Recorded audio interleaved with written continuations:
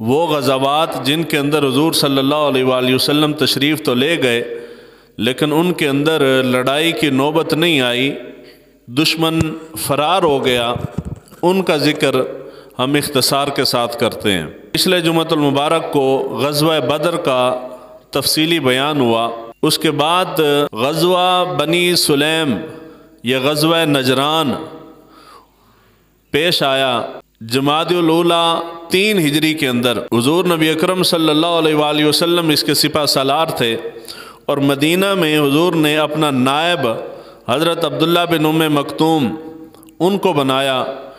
300 مجاہدین لے کے حضور صلی اللہ علیہ وآلہ وسلم بنو سلیم کی طرف تشریف لے کے گئے۔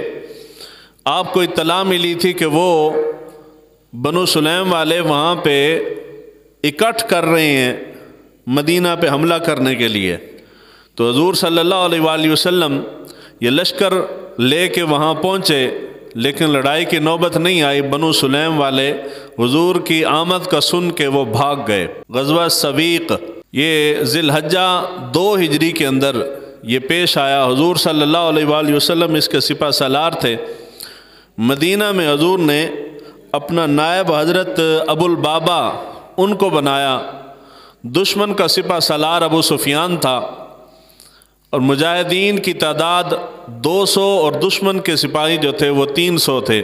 جنگ بدر کے فوراً بعد چونکہ مشرکین کو بہت ہی عبرتناک شکست ہوئی تھی، تو اس عبرتناک شکست کی وجہ سے مدینہ کے اندر گھر گھر کے اندر ماتم بپا تھا۔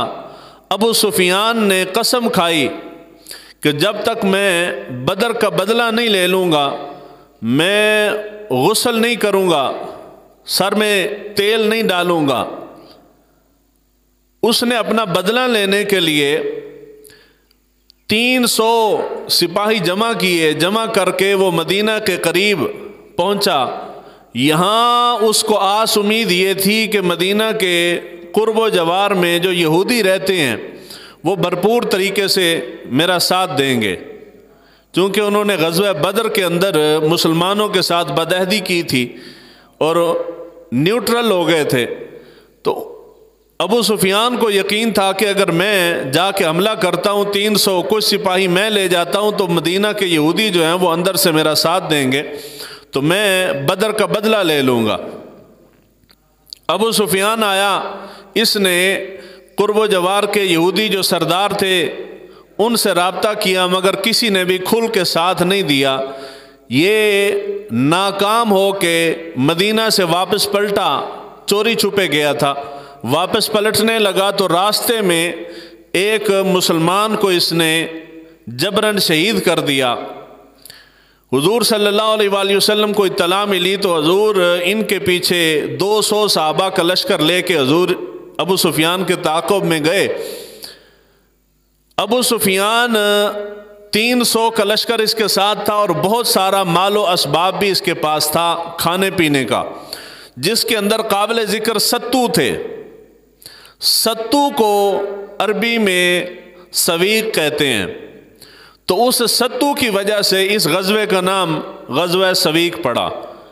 جب ابو سفیان کو اطلاع ملی کہ پیچھے مسلمان مقابلے پہ آ رہے ہیں، تو وہ وہاں سے ڈر کے بھاگا، زیادہ جلدی بھاگ نہیں سکتا تھا، تو انہوں نے اپنا سامان جو اضافی کھانے پینے کا سامان انہوں نے رکھا ہوا تھا وہ سارے کا سارا رستے میں پھینک دیا۔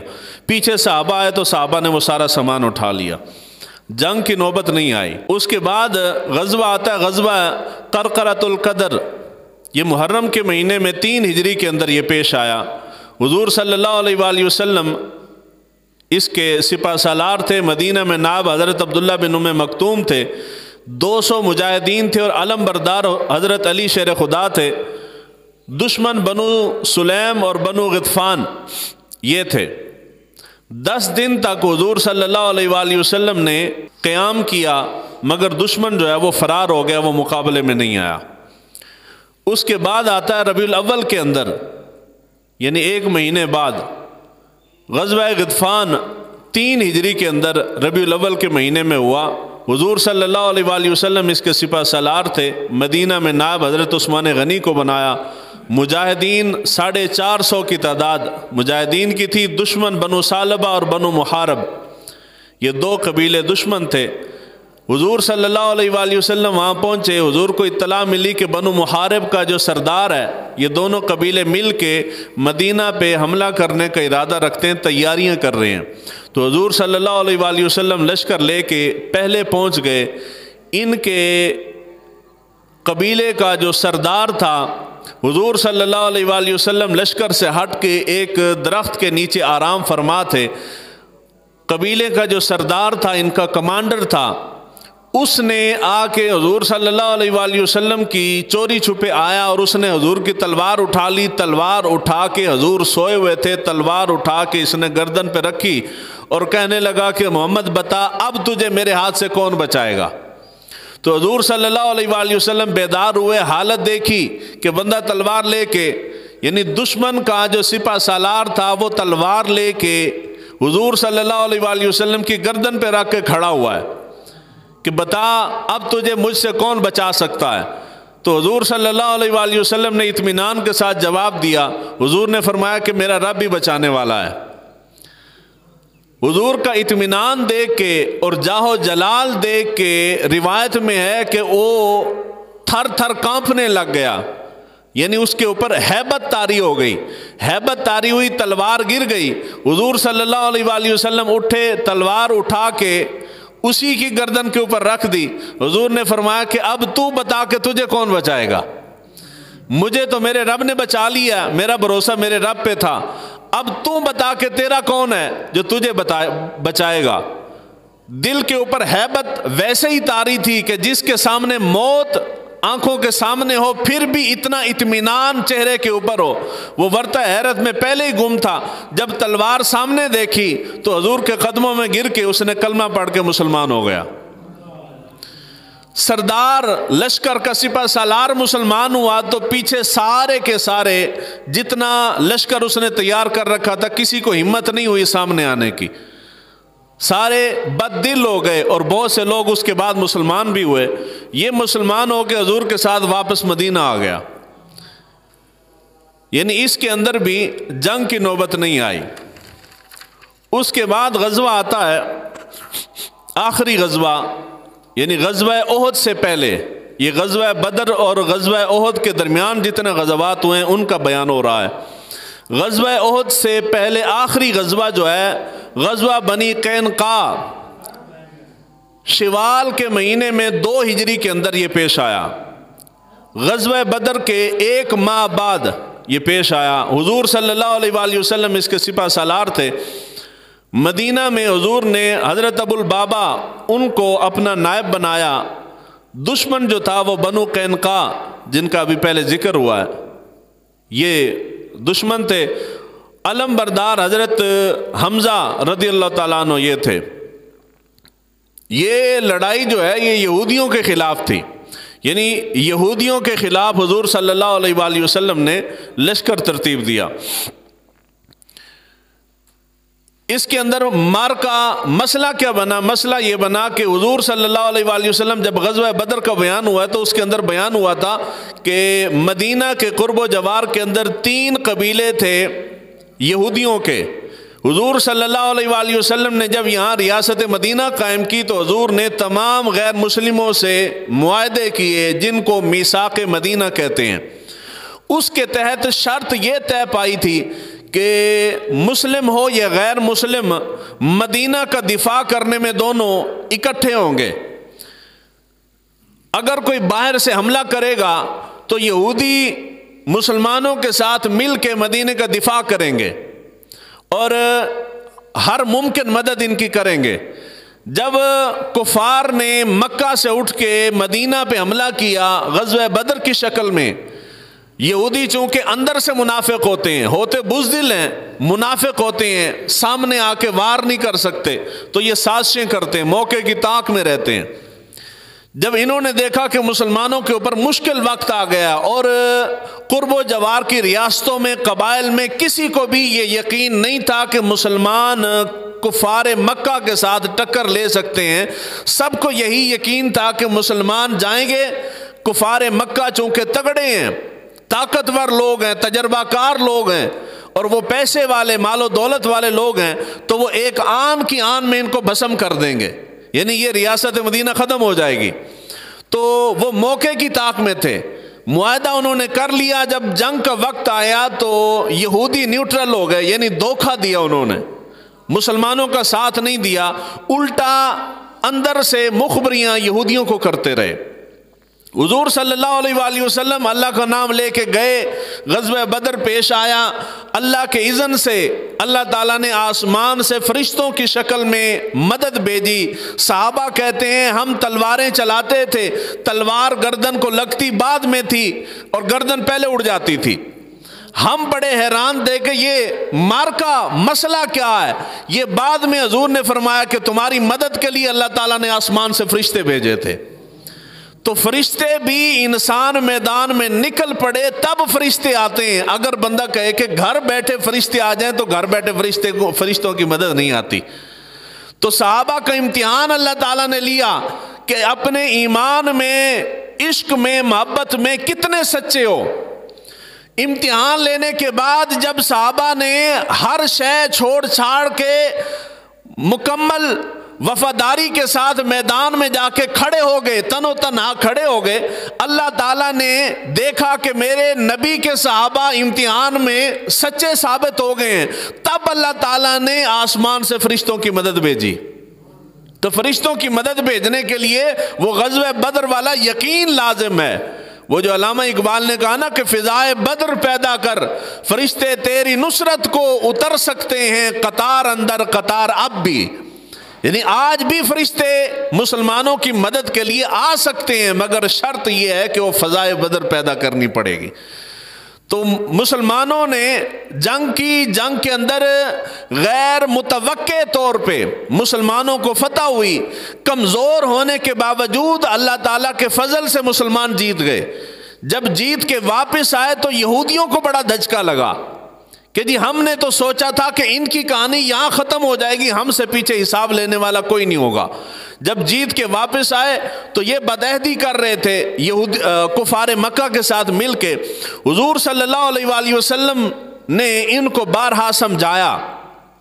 اس غزوے کے متعلق قرآن مجید کی 4 آیات مبارکہ نازل ہوئی۔ ایک وہ جو میں نے خطبے کے اندر پڑھی ہے، سورہ حشر، اس کی آیت نمبر 15، سورہ آل عمران کی آیت نمبر 12 اور سورہ آل عمران کی آیت نمبر 13، اور ایک اور آیت مبارکہ۔ 4 آیات مبارکہ اس غزوے کے متعلق نازل ہوئی ہیں قرآن مجید کی۔ حضور صلی اللہ علیہ وآلہ وسلم جب انہوں نے بدعہدی کی تو حضور صلی اللہ علیہ وآلہ وسلم نے مختلف مواقع پہ مختلف طریقوں سے ان کو سمجھانے بتانے کی کوشش کی، مگر یہودی شاطر لوگ ہوتے ہیں، شیطان لوگ ہوتے ہیں، بہادر نہیں ہوتے کہ سامنے آ کے لڑائی کریں۔ انہوں نے کبھی بھی حضور کی بات نہیں مانی، باوجود اس کے کہ یہ معاہدہ کر کے معاہدے سے پھر چکے تھے۔ جب جنگ جیت کے واپس آئے تو یہودی ہر حربہ آزماتے تھے کہ کسی نہ کسی طریقے سے صحابہ کو، مسلمانوں کو حضور سے بددل کیا جائے۔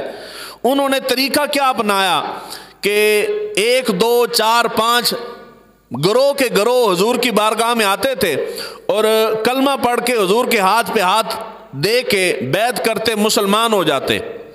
کچھ دن گزرتا، دوبارہ واپس یہودی ہو جاتے تھے اور پھر مسلمانوں کے خلاف اور حضور کے خلاف طرح طرح کے الزام تراشیاں اور باتیں کرتے کہ لوگ جو نئے نئے مسلمان ہو رہے ہیں، نئی ریاست بن رہی ہے، لوگ بددل ہو جائیں کہ یار یہ تو ہمیں مسلمان چھوڑتے چلے جا رہے ہیں۔ وہ آتے سازش کے تحت، اسی سازش کے تحت تھے کہ جب ہم اسلام سے پھریں گے تو باقی مسلمان دیکھ کے بھی بددل ہو جائیں گے، وہ بھی پھر جائیں گے۔ یہ بار بار یہ نفسیاتی حربہ آزماتے تھے۔ وہ مسلمان ہوتے، مسلمان ہونے کے بعد پھر وہ واپس یہودیت کی طرف چلے جاتے۔ دوسرا ان کا دھندا یہ تھا کہ یہ جو یہودی تھے قینقاع کے، 3 قبیلے تھے یہودیوں کے مدینہ کے اندر، بنو قینقاع، بنو نذیر اور بنو قریظہ۔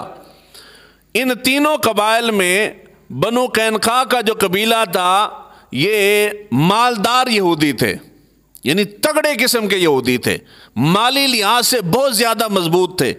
قبیلہ ہونے کے باوجود اتنے تگڑے تھے کہ انہوں نے اپنے دفاع کے لیے بہت سارے قلعے بنا رکھے تھے۔ قلعے ریاستیں بناتی ہیں، اور یہ ریاست جتنے مضبوط تھے انہوں نے اپنے قلعے بنا رکھے تھے، اور اسلحہ ان کے پاس وافر مقدار میں تھا، مال دولت پیسہ بہت تھا ان کے پاس۔ تو یہ کیا کرتے تھے کہ یہ لوگوں کو بھاری شرح سود کے اوپر قرضہ دیتے تھے، جس کو بھی چاہیے ہوتا، مسلمان کو چاہیے اس کو بھی قرضہ دیتے ہیں، کسی یہودی کو، غیر مسلم کو، مشرک کو، عیسائی کو قرضہ چاہیے تو اس کو بھی دے دیتے ہیں۔ ان کا مقصد کاروبار تھا، سود کماتے تھے اس سے۔ جب غزوہ بدر سے مسلمان واپس آئے اور غزوہ بدر کے بعد مسلمان معاشی طور پہ تگڑے ہونا شروع ہو گئے، مال غنیمت آیا، مسلمان آہستہ آہستہ قدم جما رہے تھے، یہودیوں کی پریشانی بڑھ گئی کہ جی اگر مسلمان معاشی طور پہ تگڑے ہو گئے، پیسے والے ہو گئے، خود مختار ہو گئے، اپنے قدموں پہ کھڑے ہو گئے، تو ہمارا کاروبار، ہمارا دھندا جو ہے وہ، ہم سے نہ کسی نے قرضہ لینا ہے اور نہ ہمیں سود آئے گا، تو کاروبار ختم ہو جائے گا۔ وہ پریشان تھے، اس پریشانی کی وجہ سے وہ مختلف شرارتیں اور مسلمانوں کو بددل کرنے کی کوشش کرتے تھے۔ آج سے 1400 سال پہلے مدینہ کے یہودیوں کا مزاج تھا، 14 صدیاں گزرنے کے بعد آج بھی آج کے یہودیوں کا بھی یہی مزاج ہے، یعنی کہ ان کا مزاج نہیں بدلا، طریقہ واردات نہیں بدلا۔ مسلم ممالک کے اندر بہت توجہ طلب جملہ عرض کر رہا ہوں، غیر مسلم طاقتیں مسلم ممالک کے اندر ہر شے برداشت کر لیتی ہیں، آپ کی ہر خوبی برداشت کر لیں گی۔ دو چیزیں کبھی بھی طاغوت مسلمان ملکوں کے اندر کبھی برداشت نہیں کرتا۔ نمبر ایک، کوئی مسلمان ملک معاشی طور پہ خود مختار ہو جائے، عالم کفر اس بات کو کبھی گوارا نہیں کرتا۔ وہ چاہتے ہیں کہ جتنے بھی تگڑے ہو جاؤ لیکن ہمارے محتاج رہو۔ دوسرے نمبر پہ کوئی پاپولر عوامی حکومت، مستحکم حکومت عالم کفر کبھی برداشت نہیں کرتا۔ مسلم ملک کے اندر آپ عراق کی مثال لے لیں، عراق کے اوپر حملہ کرنے سے پہلے، جو بزرگ ہیں وہ جانتے ہیں، نوجوانوں کو شاید اتنا علم نہ ہو، بش کے دور حکومت میں جب عراق کے اوپر حملہ ہوا تو طرح طرح کے دنیا جہان کے الزامات عراق کے اوپر لگے، حالانکہ عراق کے پاس کیا تھا؟ کچھ بھی نہیں تھا، کوئی اسلحہ وغیرہ، جوہری ہتھیار وغیرہ، کوئی ایسا کچھ نہیں تھا۔ سارے الزامات لگا کے اس کو بھسم کر کے رکھ دیا۔ بھسم کرنے کے بعد جب وہاں سے کچھ نہیں ملا تو ٹی وی پہ بیٹھ کے امریکہ کے صدر نے لوگوں سے معافی مانگ لی۔ بھئی لاکھوں لوگ جو مر گئے ہیں، لاکھوں لوگ معذور ہو گئے ہیں، لاکھوں لوگوں کی زندگی برباد ہو گئی ہے، ایک معذرت کرنے سے کیا ہوتا ہے؟ تو پورا ملک انہوں نے بھسم کر دیا، صرف اس لیے کہ عراق کیا تھا؟ آہستہ آہستہ خود مختاری کی طرف جا رہا تھا، اور یہ خود مختاری عالم کفر کو برداشت نہیں ہوتی۔ اسی طرح آپ لیبیا کو لے لیں، لیبیا کے حکمران کرنل قذافی کے زمانے میں عوام کو جتنی سہولیات میسر تھیں وہ آپ کے یورپ کو ٹکر دینے والا ملک تھا۔ ہر شے برداشت ہے، مگر اگر کوئی معاشی طور پہ اپنے پاؤں پہ کھڑا ہونے کی کوشش کرے گا تو امریکہ کبھی برداشت نہیں کرتا۔ مستحکم عوامی حکومت آئے گی تو امریکہ کبھی برداشت نہیں کرے گا۔ آپ افغانستان کی مثال لے لیں، کسی بھی ملک کی مثال لے لیں، اگر کہیں پہ امن ہے تو وہ امن انہی کی مرہون منت ہے، انہی کی دی ہوئی بھیک ہے، انہی کے آگے گردن کسی نے جھکا رکھی ہے تو وہ امن سے رہ رہا ہے، مگر معاشی طور پہ مستحکم، معاشی طور پہ خود مختار نہیں ہے۔ آپ سعودی عرب کی مثال لیں، پورے یورپ کو پیٹرول سپلائی کر رہا ہے مگر معاشی طور پہ انہی کا محتاج ہے، اپنے طور پہ کوئی فیصلہ نہیں کر سکتا۔ اور پورے مسلم ورلڈ کے اندر پاکستان واحد ایٹمی طاقت ہے، ہمارے پاس تو چپڑاسی رکھنے کا اختیار بھی کوئی نہیں ہے۔ اپنی گھر کی پیدا کردہ سبزی کا ریٹ بھی ہم طے نہیں کر سکتے، وہ وہاں سے آ کے ان کے نمائندے آتے ہیں، وہ ریٹ بتاتے ہیں کہ جو سوڈی کے اندر گوبھی پیدا ہوئی ہے اس کا ریٹ مارکیٹ میں کیا ہوگا، جو آپ کے سرگودے میں مالٹا پیدا ہو رہا ہے اس کی مارکیٹ ویلیو کیا ہے، وہ طے کرتے ہیں۔ ہمیں صرف نام کی آزادی ہے۔ تو کبھی بھی مسلمان ملک کے اندر معاشی استحکام عالم کفر برداشت نہیں کرتا، وہ چاہتے ہیں کہ آپ ان کے محتاج رہیں۔ اور حضور صلی اللہ علیہ وآلہ وسلم کے زمانے مبارک میں 14 صدیاں پہلے بھی یہی کہانی تھی۔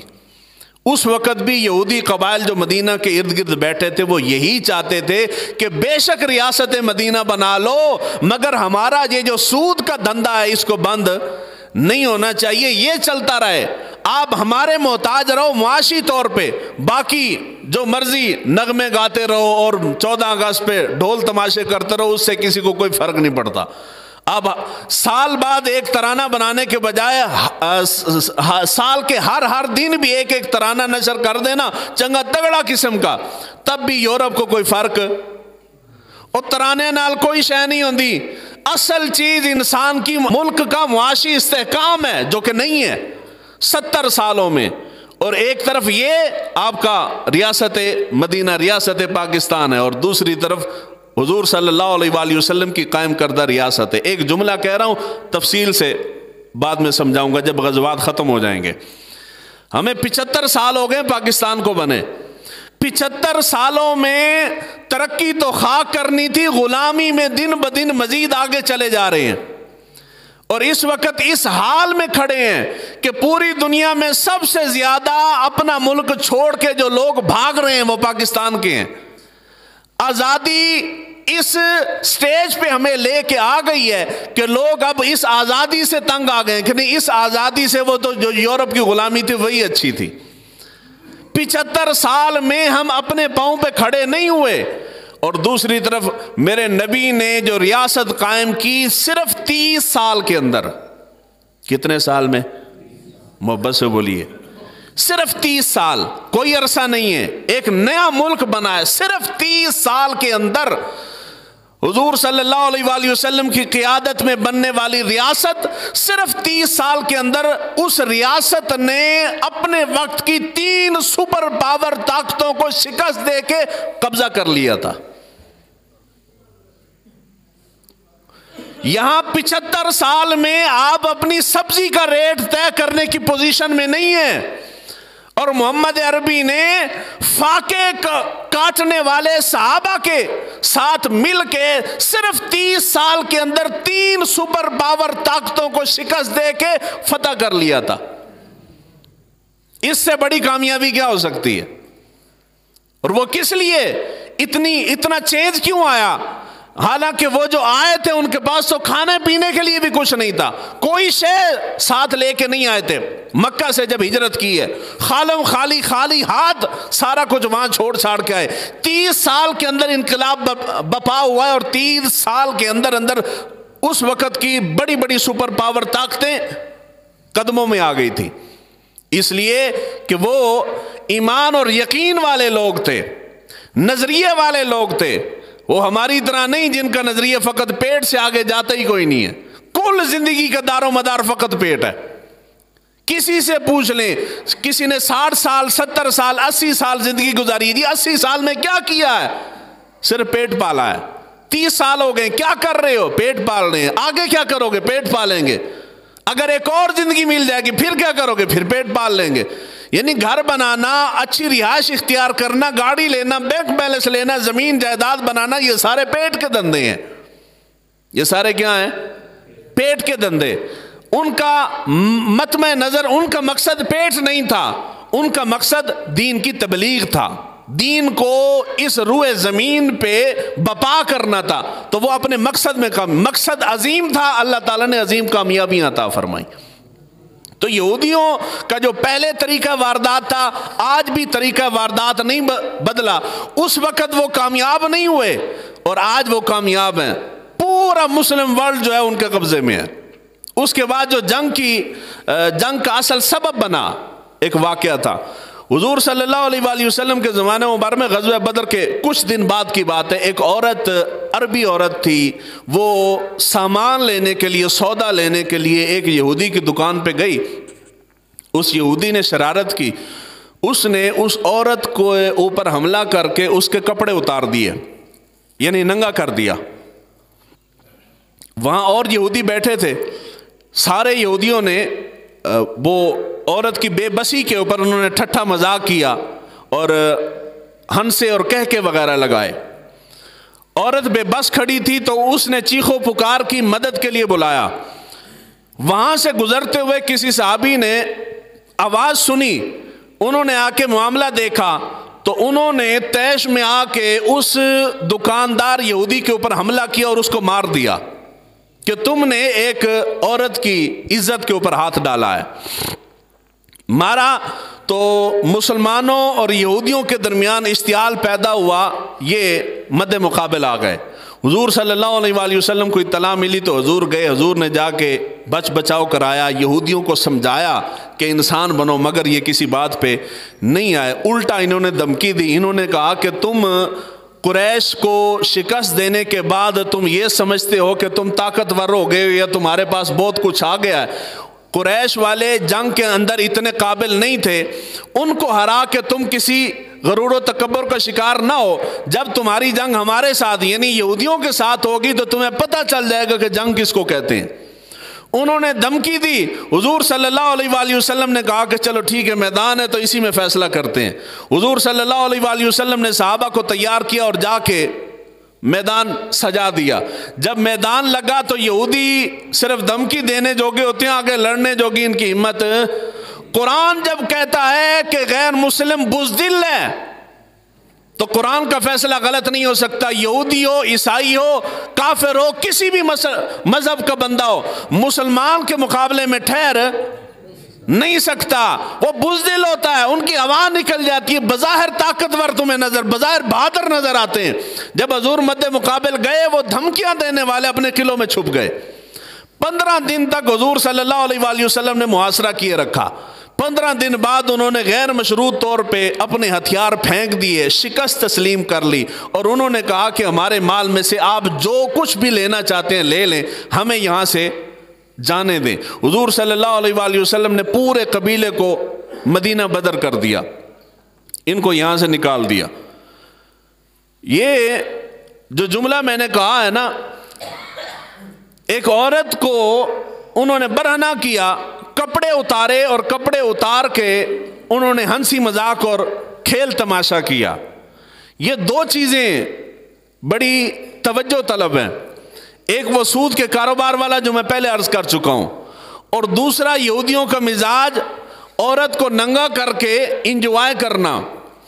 یہ روش یہودیوں کی ہے، یہ طریقہ مسلمانوں کا۔ لیکن المیہ دیکھیں نا، اس زمانے میں ایک عورت کے کپڑے اترے ہیں اور حضور صلی اللہ علیہ وآلہ وسلم صحابہ کو لے کے میدان میں نکل آئے ہیں اور پورے قبیلے کو مدینہ بدر کر دیا ہے۔ ایک عورت کی عزت کی خاطر پورے قبیلے کو مدینہ بدر کیا، علاقے سے نکال دیے، بچوں، بوڑھوں، جوانوں سمیت ہر شے ضبط کر لی گئی ہے۔ وہ یہودی، ان کا مزاج پہلے بھی یہی تھا، آج بھی ان کا مزاج یہی ہے۔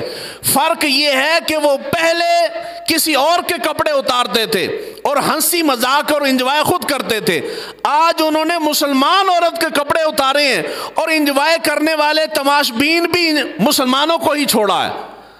خود اپنے کپڑے اتار کے خود ہم انجوائے کر رہے ہیں۔ میدان سجایا ہوا انہی کا ہے، ان کو اس سے فرق نہیں پڑتا۔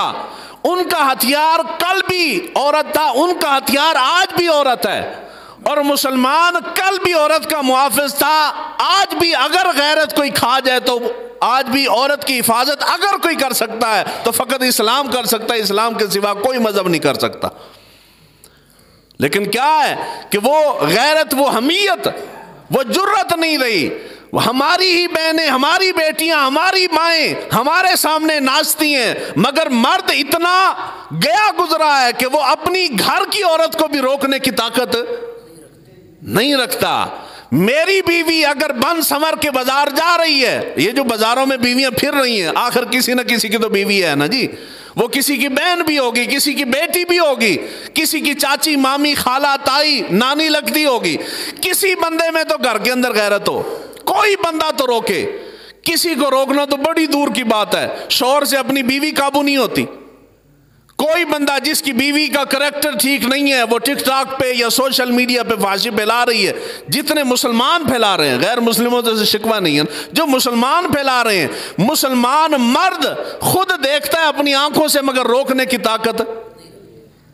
وہ جہلم میں نا خسرا تھا، یعنی تھا مرد ہی مگر وہ اس نے گیٹ اپ خسرے کا کر رکھا تھا۔ وہ تھا میرا پڑوسی، یعنی گھر کے پچھلی سائڈ پہ رہتا تھا۔ تو میں گیا تو وہ مسجد کے صدر صاحب جو تھے، کوئی بات ہوئی تو کہنے لگے کہ وہ زنانہ مرد ہے، زنانہ مرد۔ تو میں بڑا حیران ہوا کہ نئی اصطلاح نکلی ہے، زنانہ مرد کیا ہوتا ہے؟ تو انہوں نے کہا کہ جو ہے تو مرد مگر عادتیں ساری عورتوں والی ہیں۔ تو جس زمانے میں ہم بیٹھے ہیں نا، اس زمانے میں مرد کوئی نہیں بچا، یہ زنانے مرد ہیں سارے جو عورتوں کے نیچے لگے ہوئے ہیں۔